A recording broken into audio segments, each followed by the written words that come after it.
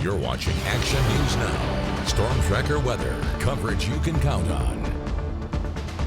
Here's a live look from the Alert California Doe Mill Road, looking over the ridge in Butte County, and just sunny skies. And yeah, it's hot out there, Alan, but if we're not in the triple digits, I'm not complaining. Me either. And Howie here is to tell us that I guess we're not going into the triple digits in the next day or two, Howie?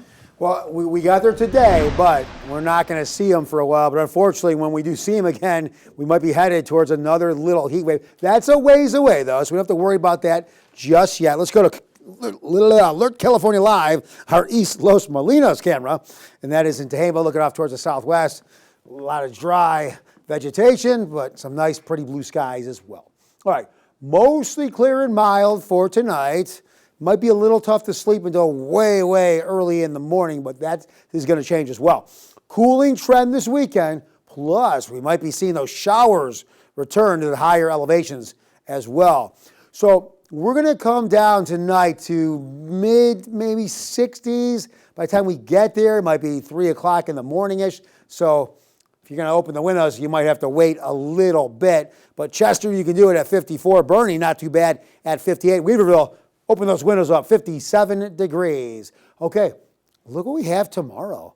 Right around 90 in the valley. Remember, we should be 95 to 98. So we're going to be below average tomorrow, still on the hot side, unless you're in Chester with a high of 81, Bernie, a high of 83, Magalia, look at that, topping out at 80 degrees tomorrow. So if you go into the foothills and the higher elevations, very comfortable. And then the valley, again, maybe 90 won't feel so bad after hitting 107 and 108 just a few days ago. Here's our future cast as high pressure is pulled away and low pressure storms dropping down. Look what we have.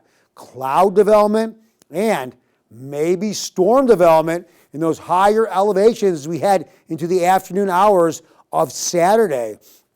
So it doesn't look to be as volatile as that stretch we had a couple weeks ago, but it does look like we're starting to get development. If we get a little development, hey, who knows, we could potentially see those develop into thunderstorms.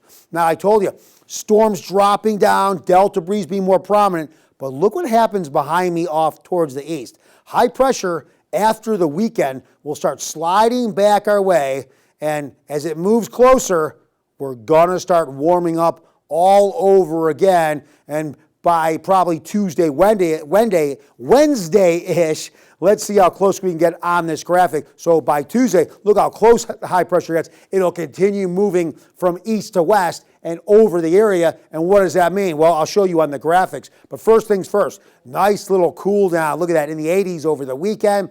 Then by the middle of next week, we do start to warm up. And as I mentioned, it's about 6 to 7 days away, but we might be headed towards another little heat wave as high pressure and the ridge move closer over us. So